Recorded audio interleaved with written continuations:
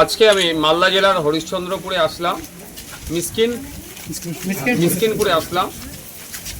September মাসের 6 তারিখে এলাকার এক ছেলে বছর 42-এর মতিবাইকে তার রাজস্থানে তাকে তারপরে অত্যাচার করেছিল, তাকে ওখানে খুন করে। 3 তারিখ থেকে তার উপরে ক্রমাগত অত্যাচার শুরু হয়েছিল। 6 তারিখে তার ডেথ সার্টিফিকেট হিসাবে 6 তারিখে তার মৃত্যু হয়েছে। তো দুর্ভাগ্যের বিষয়, আজকে আমি বাড়িতে এসে পরিবারের সাথে কথা বললাম। 4 ভাই, তারা পরিবারের সবাই বাইরে থাকে। এই সবে পরিবারটা একটু কাজকাম করে একটা করে একটু ওঠার চেষ্টা করছিল, তার মধ্যেই এই বিপর্যয় নেমে আসতো। মতি ভাইয়ের 2টো বাচ্চা আছে, একজন 4 বছর বয়স, একজনের 6 বছর বয়স। একজন স্কুলে যাচ্ছে, একজন স্কুলমুখী হবে। এই পরিবার এখন যেভাবে ভেঙে পড়েছে, আমি সত্যি অবাক লাগছে একটা জিনিস। আমি এসে কথা বলে দেখলাম এখনো পর্যন্ত এতদিন হয়ে গেল এফআইআর কপিটুকু এদের হাতে পৌঁছায়নি। নিশ্চিতভাবে এরা এত কিছু বোঝে না, কিন্তু আমরা যারা দায়িত্বশীলতার পরিচয় দিই, আমরা যারা লেবার দপ্তর চালাচ্ছি, নতুন পরিযায়ী বোর্ড করলাম, তাদের ভূমিকা নিয়ে আমার প্রশ্ন থেকে যাচ্ছে। আমি তাদের কাছে জানতে চাইছি পোস্টমর্টম রিপোর্টটা কোথায়,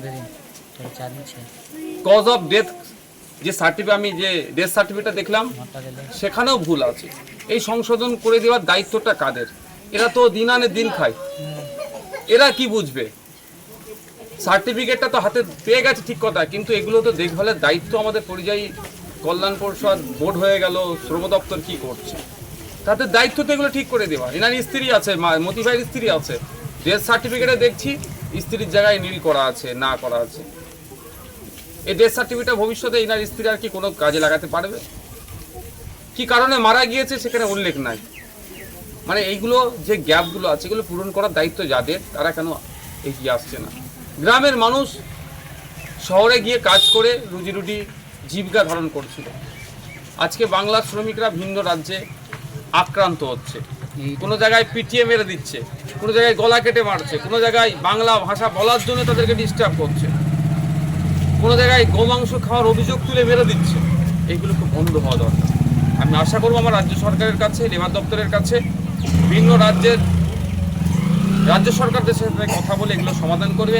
আর আমাদের এই মতি ভাইয়ের কেসটা রাজ্য সরকার টেক ওভার করবে, এফআইআর থেকে শুরু করে, পোস্টমর্টম রিপোর্ট থেকে শুরু করে। এবং এই মামলা আমি আজকে বলে গিয়েছি, এখানে প্রয়োজনে মতি ভাইদের পরিবার যদি চাই আমি মামলাটা দেখব, এবং 2 যে বাচ্চা আছে, বাচ্চার পড়াশোনার দায়িত্ব আমি নেব, সেটা আশ্বস্ত করে গেছি। কারণ আমি আশা রাখি আমাদের ভাইজান পিরজাদা আব্বাস সিদ্দিকী ভাইয়ের সাথে কথা বলেছি, উনি আমাকে আশ্বস্ত করেছেন, সেটা বলেছি। কিন্তু আমি আশা করবো এটাই, আমাদের রাজ্য সরকার এই মামলাটা দেখবে, এই মামলা লড়তে যা উকিলের প্রয়োজন হবে, যাই যেখানে আইনি যে সহায়তা লাগবে, মতি ভাইয়ের পাশে দাঁড়িয়ে আমাদের রাজ্য সরকার সম্পূর্ণরূপে সহযোগিতা করবে। আর আগামী দিনে আমার মতি ভাইদের মতো কারো না ওই অত্যাচারের হয়ে, খুন হয়ে বাড়ি ফিরে, তারও দিকটা লক্ষ্য রাখবে।